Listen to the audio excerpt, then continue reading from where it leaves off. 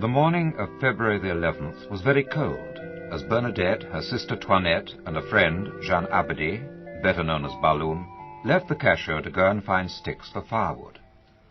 The girls, dressed very much alike in peasant-style dresses and aprons, wore shawls around their shoulders, and their hair was covered with brightly patterned kerchiefs.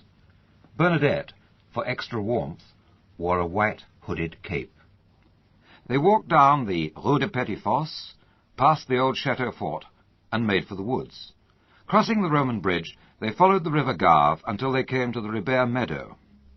Here was an old rock, Massabielle, and although the girls had no liking for the area, they had been told that they would find good burning matter there, and also, washed up in a cavern formed by the rocks, bones, which would fetch enough money to buy the whole Subaru family a meal. To reach the cavern, however, meant wading through the shallow Savy mill stream which joined the Gave.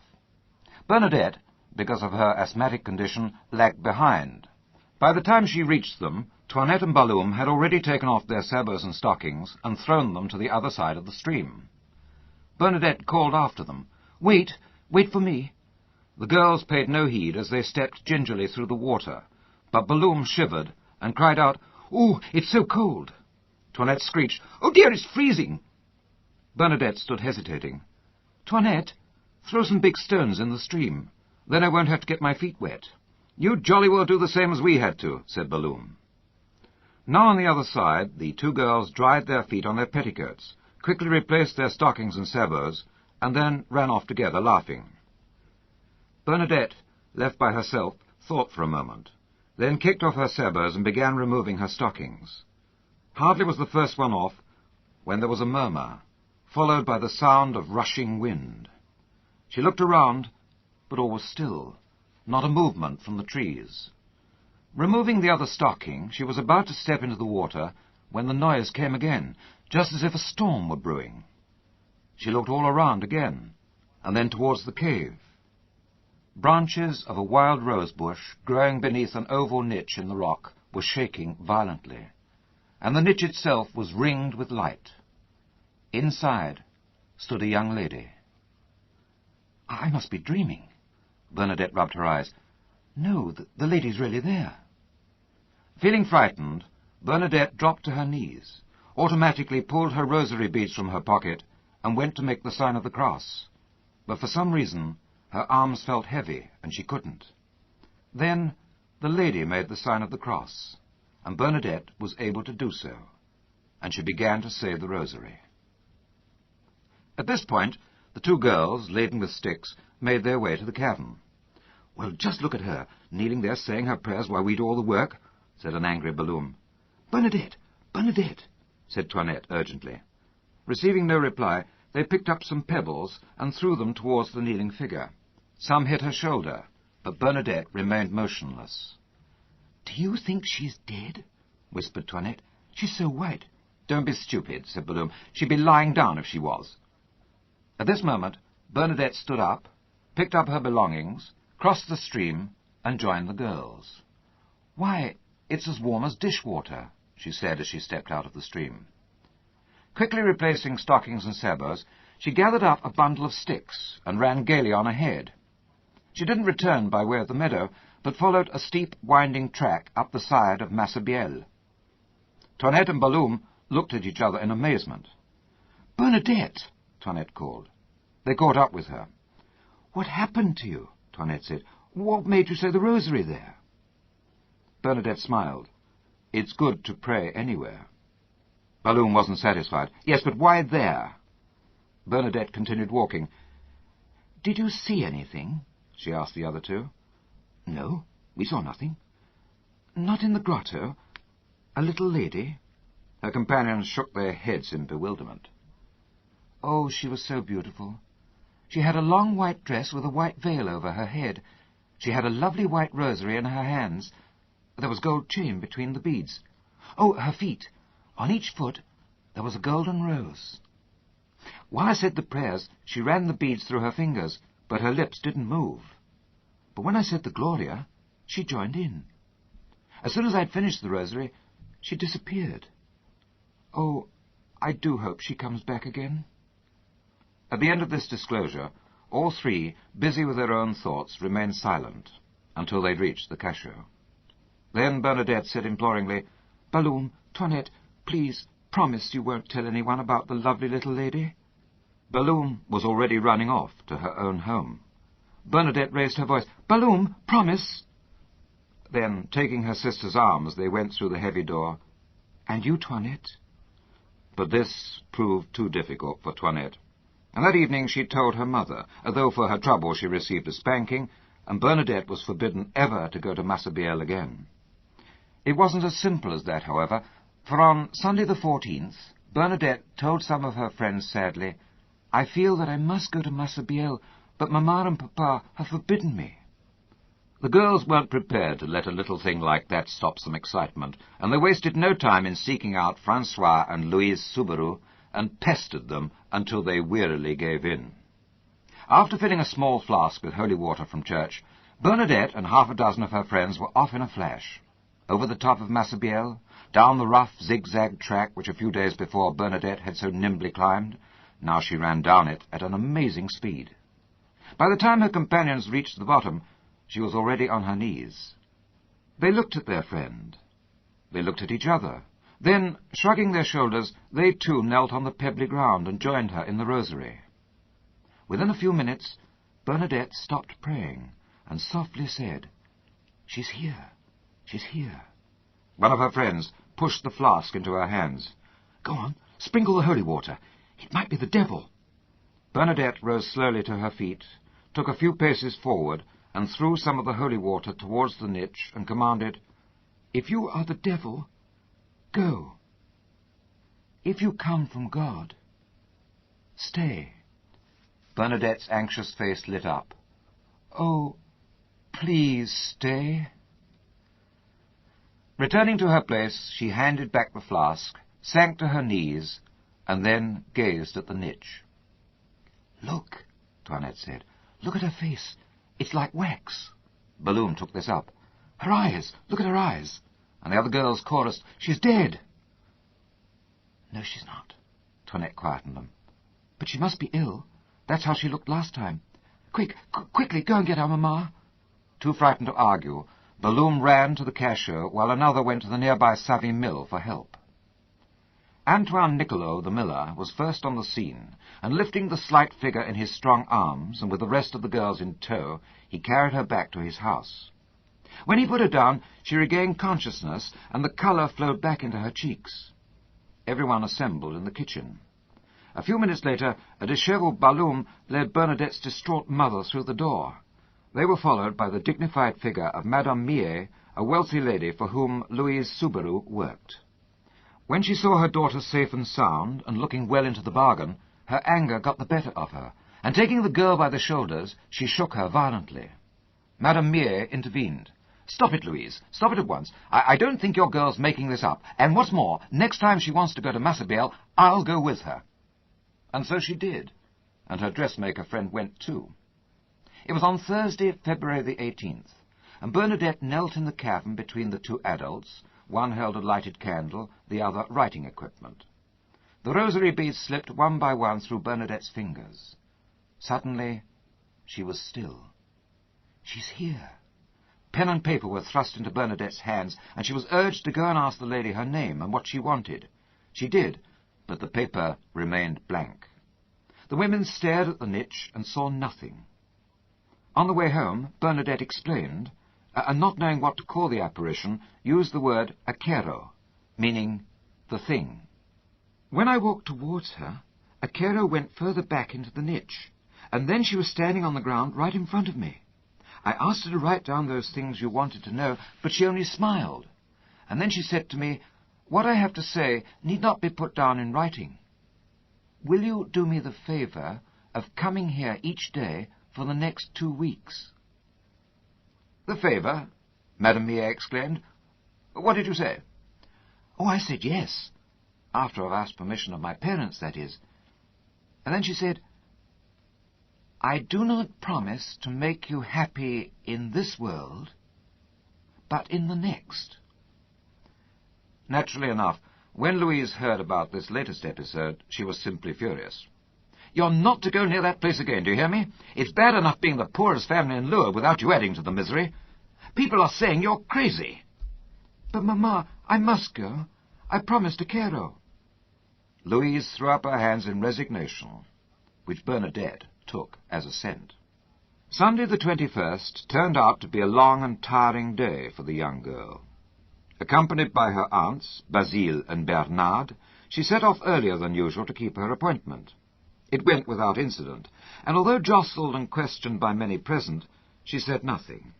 Whatever went on between her and her lady remained a secret. But the day was only just beginning for Bernadette.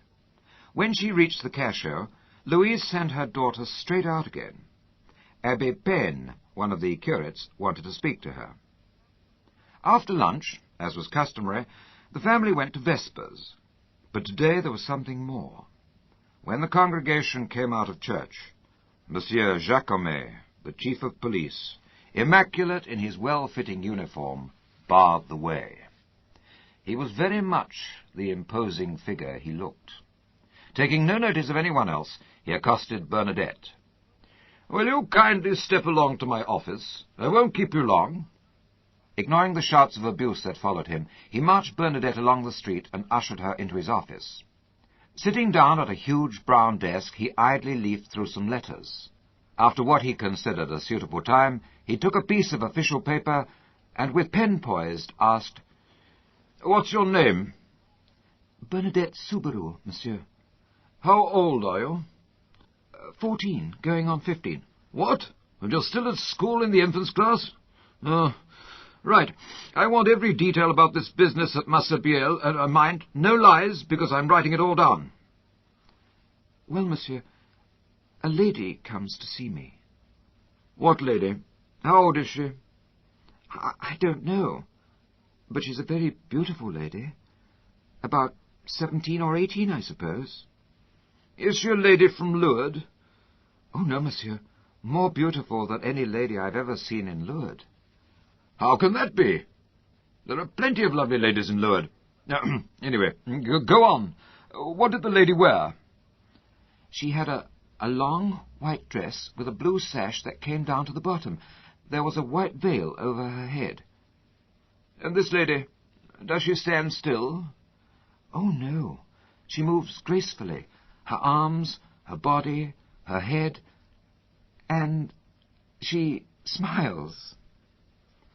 "And she speaks to you? How is it that you hear her and others don't?" Then, touching her heart, Bernadette answered, "It's in here she speaks."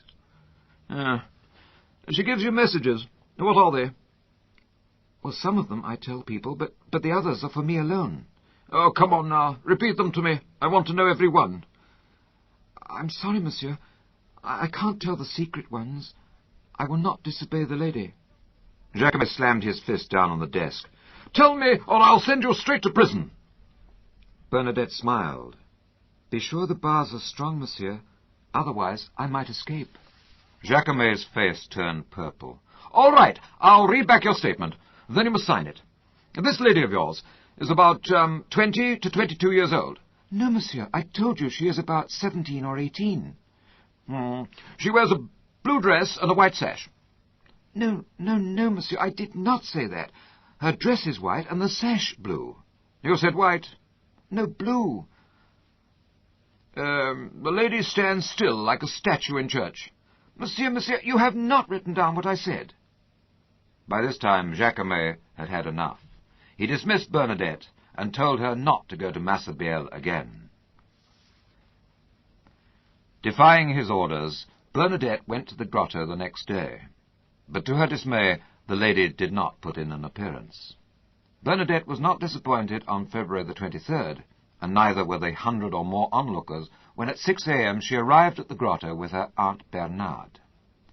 Bernadette knelt for about an hour, and during this time she smiled, bowed, and from time to time made the beautiful sign of the cross for which she was renowned.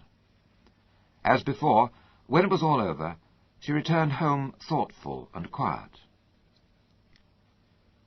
The following day, those present at the grotto were in the region of 200. They watched spellbound. Many were overcome by the beauty of her entranced face. And then, without warning, she began to cry. This time she did not ignore those who questioned her. With tears streaming down her face, she told them, "The lady said, 'Penance, penance, penance, pray for sinners.'" Jacomet was now really put out by the increasing numbers going to Massabielle, so he summoned the entire constabulary of Lourdes, hoping to frighten the followers of Bernadette Soubirous away. But he reckoned without the hundreds present on this Thursday. Silently, they stood in a large semicircle round the grotto. The object of their attention was in her usual position, but today she surprised them all by suddenly moving along on her knees over the pebbly ground. She went towards the Savy mill stream, hesitated, changed direction, and made for the Gave. Then she stopped, unsure of what to do next, stared up at the niche, and still on her knees, shuffled back towards the cavern. After looking all around it, she went to a corner and began scratching the ground like an animal, and then she seemed to vomit. When she turned towards the people, her face was covered with mud. Bernadette later explained to her family and friends. "This time, the lady was very solemn. She told me to go and drink at the spring and wash there. Well, I didn't really know what she meant. You see, she speaks to me in our own dialect, and so I thought she might have confused spring with brook. So that's why I went to the river. But she called me back. 'No, not the Gave, please.' So I looked towards her, and she repeated what I was to do, pointed to a corner of the cave and added, 'And eat some of the plants.' So that's why I was digging in the corner. There was a drop of muddy water, and that's what I drank and washed my face with. I also ate some blades of grass, like she said. That made me sick." The crowds, feeling that they'd been duped, quickly dispersed. Not one of them noticed the thin trickle of water welling its way up through the muddy patch where Bernadette had been digging.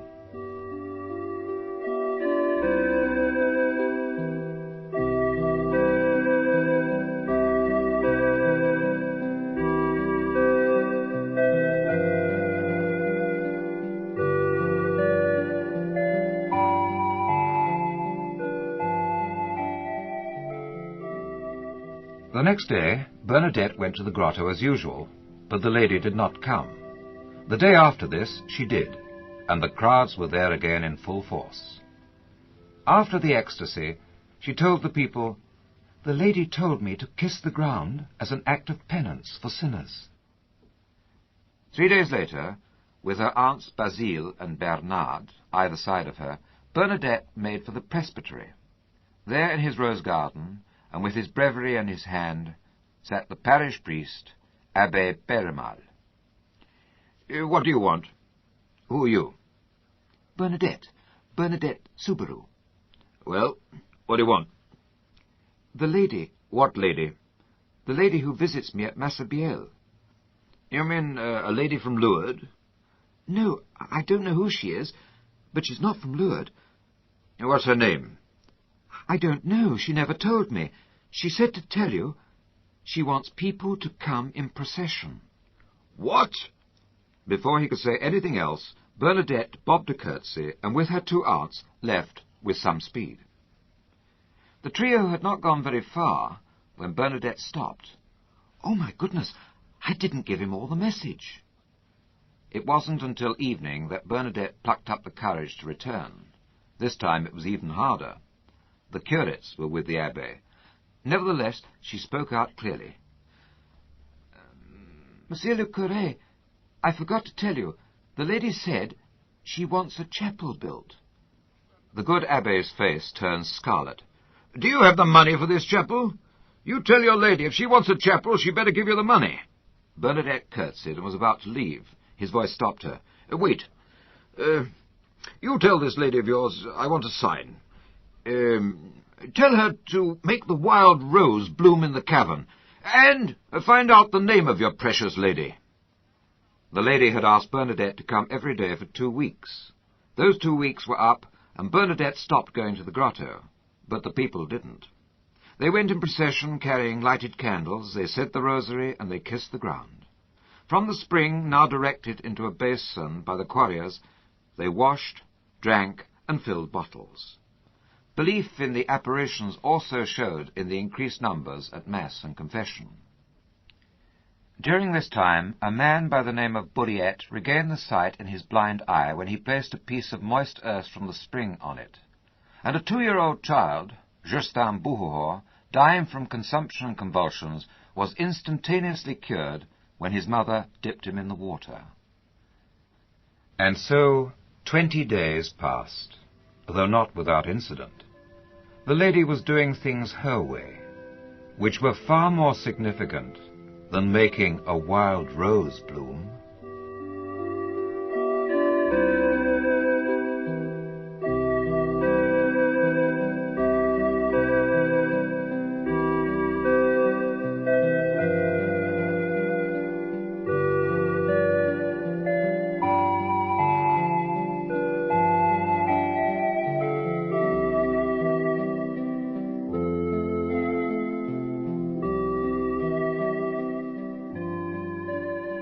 "Mamma, Mamma," Bernadette whispered, shaking her mother. "Quickly, we must go at once." What, at this hour? Yes, we must go." Wearily, Louise and Francois crawled out of bed, left the cachot, and accompanied their daughter on the long, bleak walk to the other side of town. It was March the 25th, the feast of the Annunciation, and Massabielle, even at this unearthly hour of 5 a.m., was crowded. Everyone firmly believed the lady would come today. Thus, when Bernadette arrived, excitement filled the air. Bernadette knelt and started to pray. After some time, while still entranced, she stood, took a few steps forward, stopped, stretched her arms in front of her, and then, regaining consciousness, and to the astonishment of her parents and the onlookers, she pushed her way through and ran. Over the tiny Savionneau bridge, crossing the Gave by the old Roman bridge, along the deserted road by the wood, she sped up the stony path to the village, past the church of Saint-Pierre, and then she was at the priest's house. Rushing past the housekeeper, who opened the door, she burst into the room where the abbé was sitting, and without any greeting, panted, "I am the Immaculate Conception." "What? Where are your manners? Who said you could come in unannounced?" Bobbing a curtsy, Bernadette began again. "Monsieur le Curé, the lady said, 'I am the Immaculate Conception.'" The abbé's face drained of colour. "What on earth are you talking about?" "The lady, mon père, she told me her name."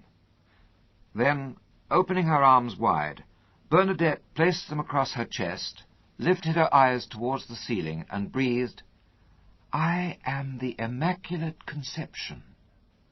You asked? The abbé was quieter now. "Oh, yes, I kept on asking until she told me. I put out my arms toward her and implored, 'Please, please, madame, what is your name?' The lady's smile faded, and she became serious. She stretched her arms towards the ground, and brought them up and crossed them over her chest, and then raised her eyes to the sky and said, 'I am the Immaculate Conception.' Then she disappeared."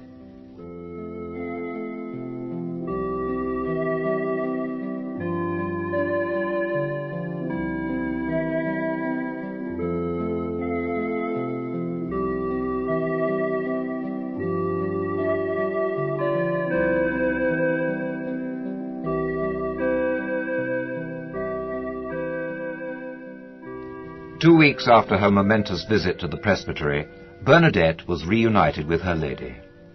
This time, the local doctor witnessed the ecstasy. He reported the incident to Abbé Périmal. "That young Subaru girl, she held a lighted candle in her right hand and rosary beads in her left. Her features were really death-like. Then I noticed that the candle had slipped downward, and the flame licked her fingers for a full 10 minutes. I timed it. The amazing thing is, there's no trance that can resist the agony of fire. I examined her after, and there wasn't a trace of a burn. I thought to myself, I'll try a little experiment, and I took a lighted candle from someone and touched it to her hand. She screamed and said, 'Why do you want to burn me?'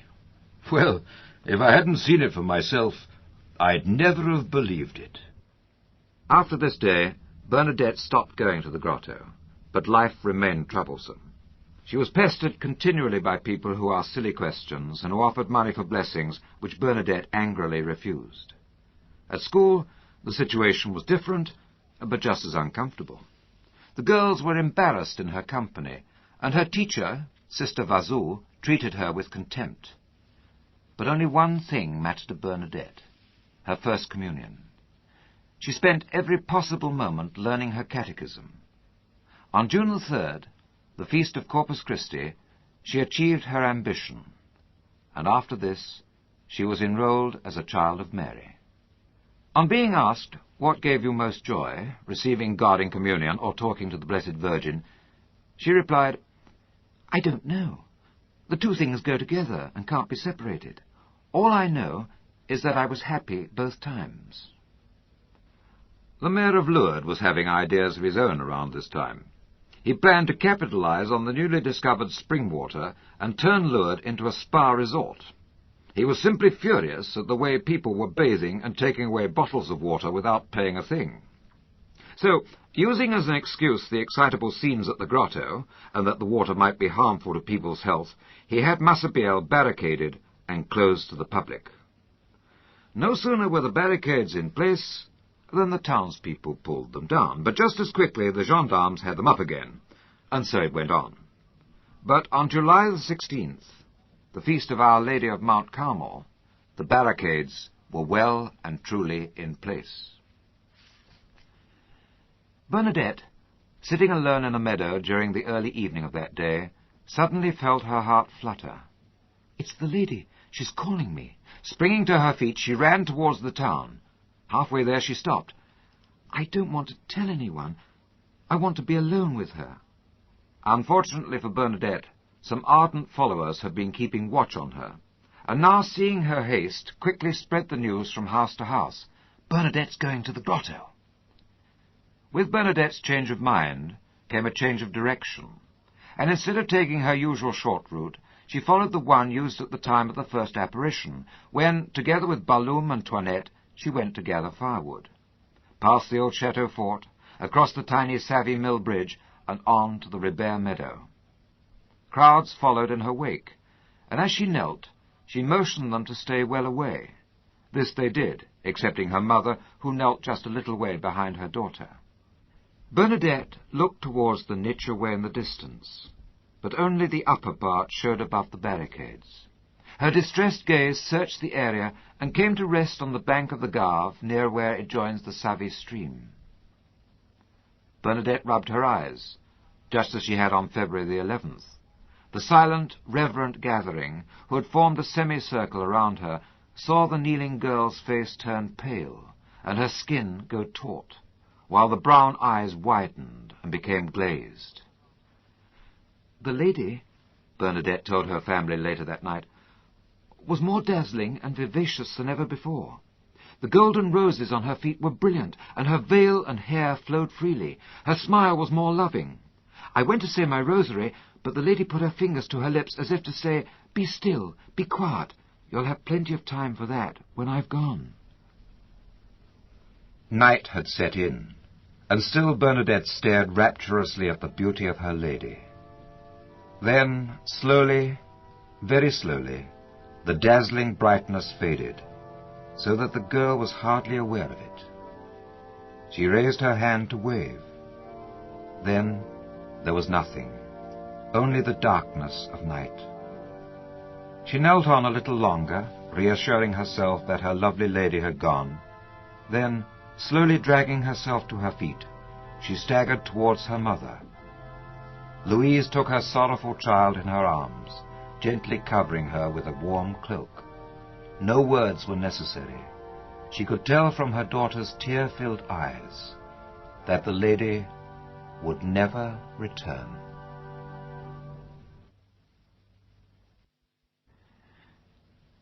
Abbé Périmal was a formidable character.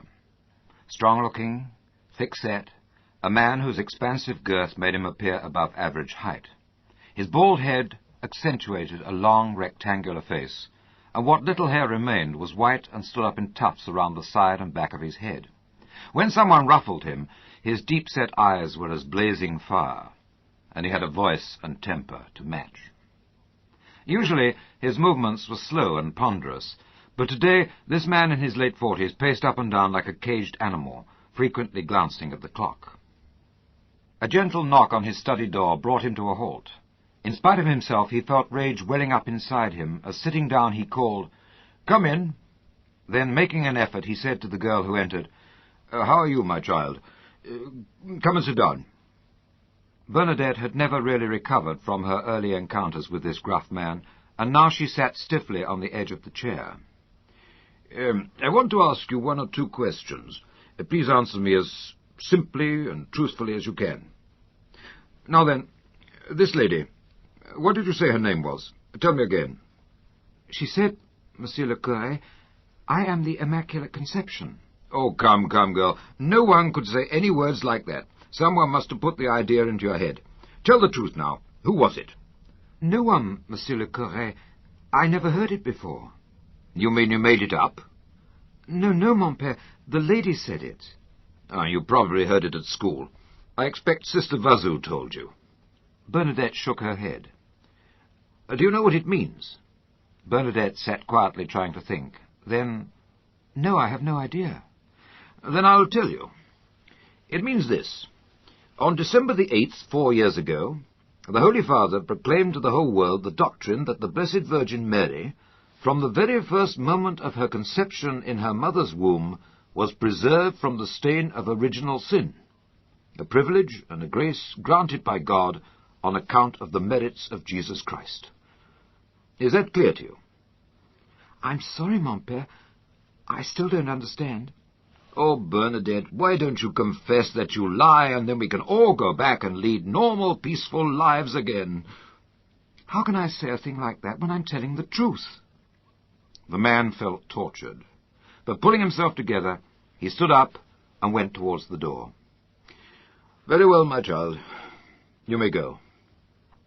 With a sigh of resignation, he closed the door after her.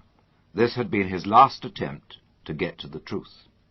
He had already questioned Sister Vazu, and she said there was nothing about the Immaculate Conception in the school syllabus. Neither had she taught it, and the curates assured him that they, too, had never told Bernadette anything about it. If this were a hoax, why didn't she just say that she saw Mary, the Mother of God, or even the Blessed Virgin? But to call the lady by a name that she'd never heard, or even understood. Another thought struck him. If this were the Mother of God, then he was failing to carry out her commands. After all, she had answered his requests, given her name, and then there were plenty of signs. The Buhuhor child miraculously cured, and Dr. Douzot's conversion since the candle episode. He had certainly declared her to be an authentic visionary. The abbé decided to act. But all his attempts to have the guards removed and the barricades pulled down failed miserably, and he realized he would have to see the bishop at nearby Tarbes. A few days later, at the bishop's residence, the abbé reported on the chain of events at the grotto. "Well, we've certainly acted wisely in keeping our noses out of this business," said the bishop. "And may I say, my dear Père Aimable, how much I admire you for keeping clear of it all." Your lordship, my appointment with you today was not just to report what has been happening, but really to tell you how much my conscience is bothering me. I think it's time the Church did something about it." "This is a curious change of attitude, Père Aimable." "I must confess, my lord, that in the beginning I thought the girl was quite mental, then a good actress, but now I have my doubts. Every time I look into those eyes of hers, I'm convinced that she is being used by God." "Just who is this Bernadette Soubirous?" "Well, she's a common, low-born girl, my lord. Very plain features, never a trace of colour in her face. But those eyes, having once looked into them, you never forget. I don't know, they seem to haunt you. My parishioners are filled with uncertainty. The people and gendarmerie are at each other's throats. Please, my lord, I beg you, call together a commission to investigate all the happenings at Lourdes." "Ah," said the bishop, "the plans for an episcopal commission have already been completed. But I hope I'll never have to give the order to go ahead. I don't understand. The grotto is barred, isn't it? Well then, how do you expect a commission to examine the cavern and the spring? Now, you tell me that. But surely you can command the local dignitaries to open it up? Never. I'll not interfere in this matter. The Emperor knows about this disturbance. Let him do something about it. But surely, my lord, you know the Emperor's feelings. He'll not put himself or the relations between church and state in jeopardy. I've heard it said that his only comment is, these people must manage their own affairs. I quite agree with him. There's nothing I can do. The bishop rang a bell to summon his manservant, indicating that the interview was at an end. And then he delivered his parting words. The commission will assemble when the Emperor commands that the barriers be removed and the grotto open to the public. And only then. If this lady is the Mother of God, then she can quite easily overcome an emperor. If she isn't, then the grotto will stay closed, and that'll be an end to the matter. Napoleon III, Emperor of France, had already acted. He had sent a message to the chief of police at Lourdes telling him to leave Massabielle unguarded, sure that the people would pull down the barricades themselves and thus save the face of the civil authorities. But for some reason, they hadn't done so. Determined to be rid of the matter once and for all, the Emperor sent a message by telegraph.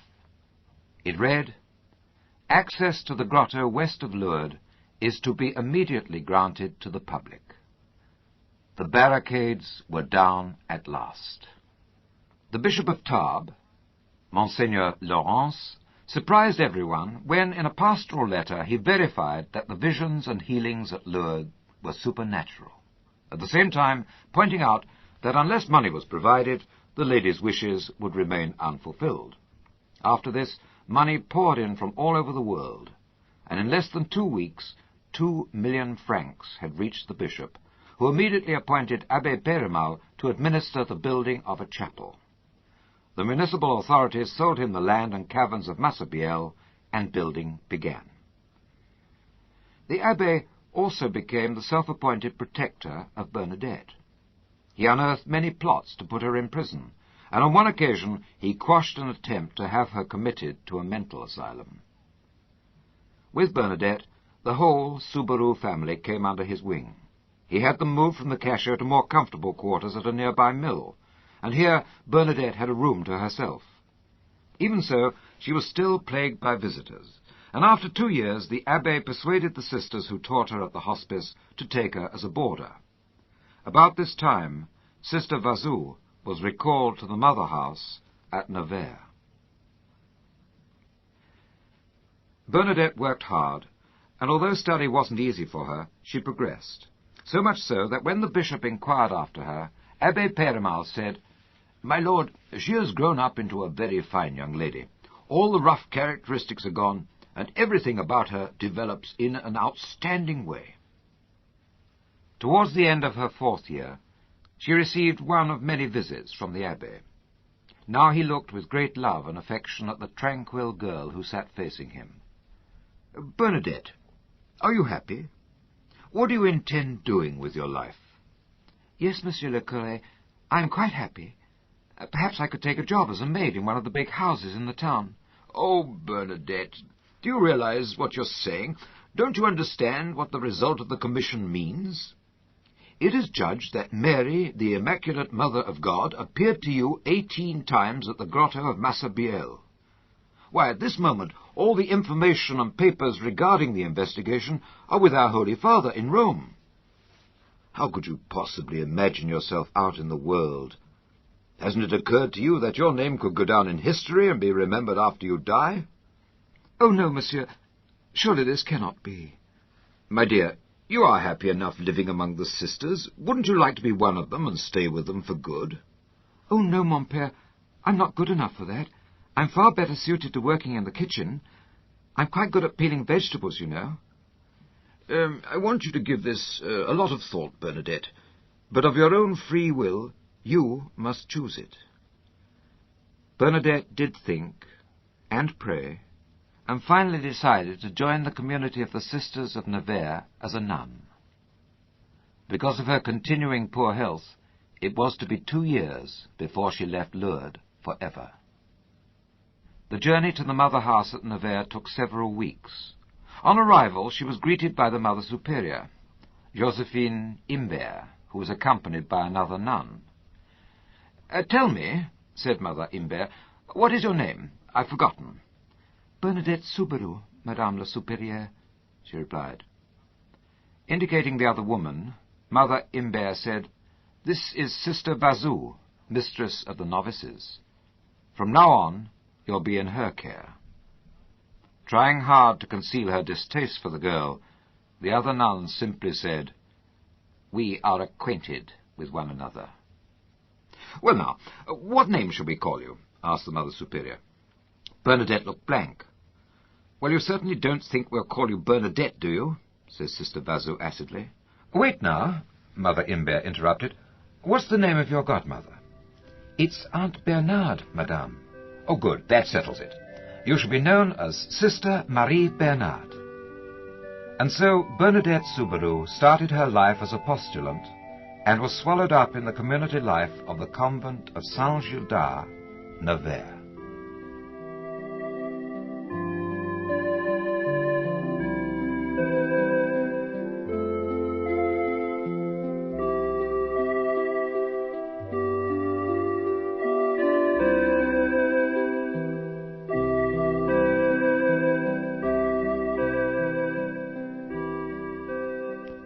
Bernadette suffered all her life.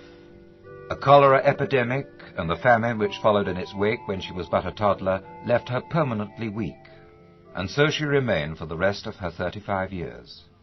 Frequent bouts of asthma were further aggravated by the deplorable conditions of the cachot, and Bernadette spent much time in her bed. At the convent in Nevers it was no different. There was no relief from the arduous day's work required by the strict discipline, and the effects of the early years of malnutrition gradually took their toll. Her wasted body developed tuberculosis, and the slow decaying of her bones resulted in excruciating pain, and she became easily exhausted after only the lightest of tasks.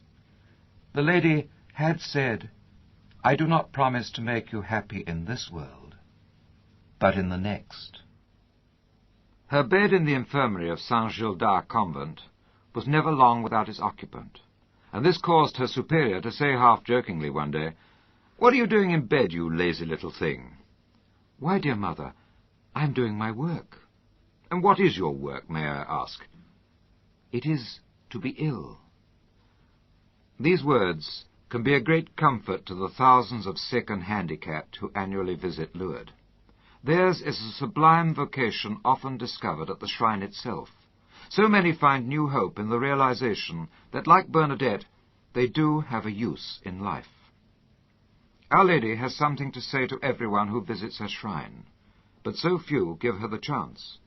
Quiet moments are rare, and it is all too easy to become swept up in a round of crowded activities and excursions. Yet, time can be found. After the torchlight procession, vast crowds go to the grotto and say good night to Our Lady, and then return to their hotels. At the grotto, all is still and tranquil. The pyramid of candles flickers and splutters, and the fast-flowing Gave lowers its voice.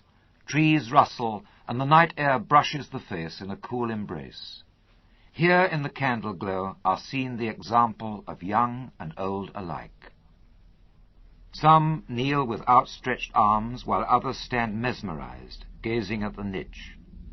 Others sit side by side on the seats under the rock of Massabielle for an all-night vigil. It is at times like this when, without distraction, one can more easily feel the presence of the Immaculate Mother of God. It is easier to realize how selfish we are, or how full of pride, greed, and so many other emotions which rule our lives. Then Our Lady's words really begin to make their full impression. Penance, penance, penance. Pray for poor sinners. This was the only message Bernadette directed to the crowds who were there during the apparitions. It is the message of Lourdes. There is no other. It was as the result of her actions during the 9th apparition that Bernadette was taken by many to be a charlatan. What else were the hundreds of onlookers to think? They saw her on her knees kissing the rough pebbly ground, scratching away at the earth, eating grass, and smearing her face with muddy water. With the flowing of the spring, however, the importance of penance was grasped by many, and the people began imitating Bernadette's actions. And so, on the rough pebbly stage of a disused cavern, the penitential phase began in Lourdes, a phase which continues to the present day. Pilgrims kneel and pray in front of the niche, and quite unashamedly kiss the ground before large audiences. They also clamber round the side of a mountain, following the Stations of the Cross, a timely reminder of the sufferings Mary's Son endured to save us. But the penance most dreaded in Lourdes is the baths. During the pilgrimage season, hundreds go into the baths daily, accepting that it is necessary to queue for hours, strip almost naked in front of strangers, and then to be dipped into breathtakingly cold water that has already been used by numerous others before them. Adding to the discomfort, clothing has to be dragged back on to dripping wet bodies. One person said, "It really is true humiliation when you know that so many people have been in there before you, with all manner of different diseases. You just put your trust completely in God that you won't catch anything. It's a real penance." Praiseworthy though these voluntary penances are, they should not distract us from the essential practice of penance found in our daily lives. It is an obvious fact that none of us need go looking for penance. Troubles, pain, heartache, injustice, they're all part of our common lot, and each day brings its share of distasteful and irksome tasks. But they need not be wasted, and it is in this respect that Bernadette's example matters most. Never once did she rebel or complain against God. Never did she try to justify herself. She accepted everything, always seeing in each situation God's will for her.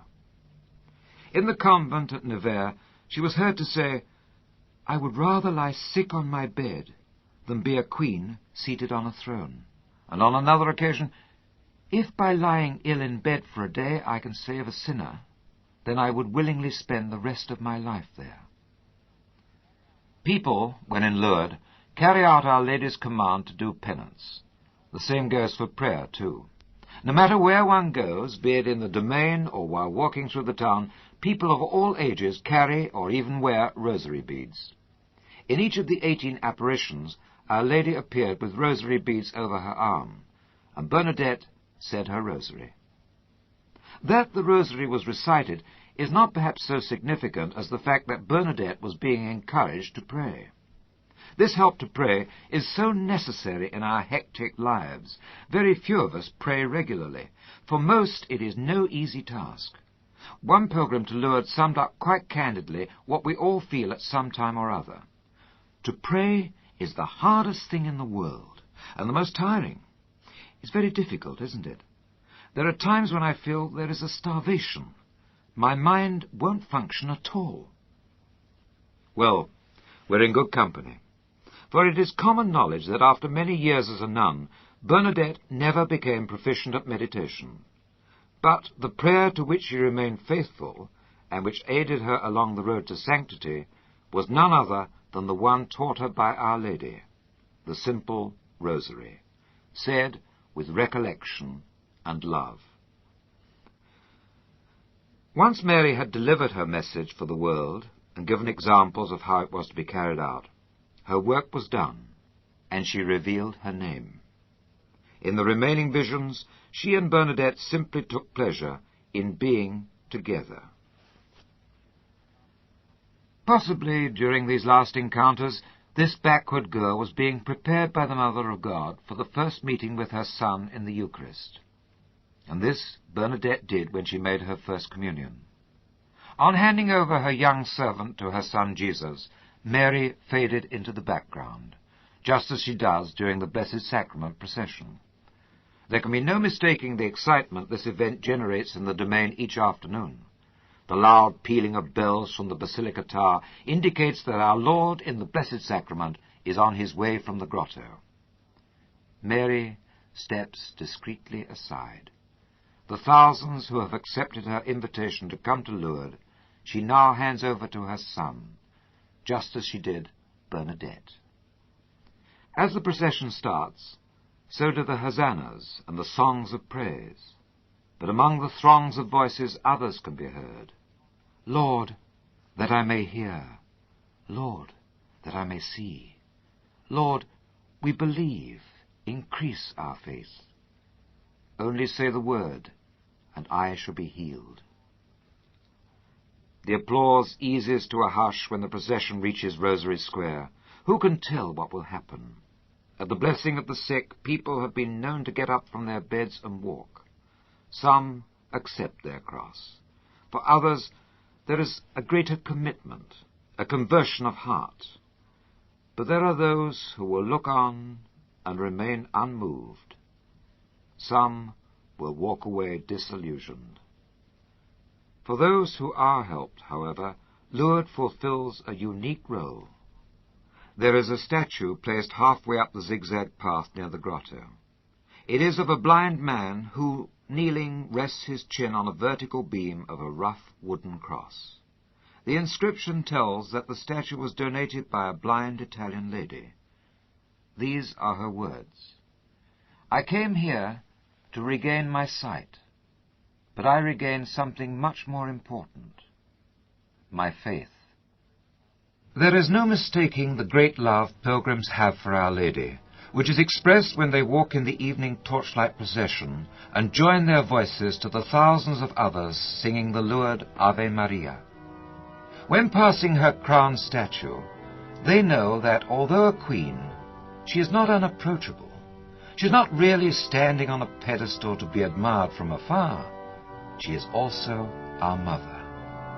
Bernadette was always at home in her presence, and remarked on the gracious smile and warmth of her lady. When she spoke of the apparition which took place on the Feast of the Annunciation, Bernadette referred to her in these words. She was smiling and looking at the crowd like a loving mother watching her children.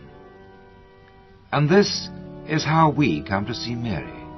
Her vocation was in saying yes to becoming the Mother of God. And her vocation is still to be a mother, ours. A mother's joy is to bring up children to be like her, perhaps even exceed her. This is what she wants of us all. Her greatness was in letting God take over.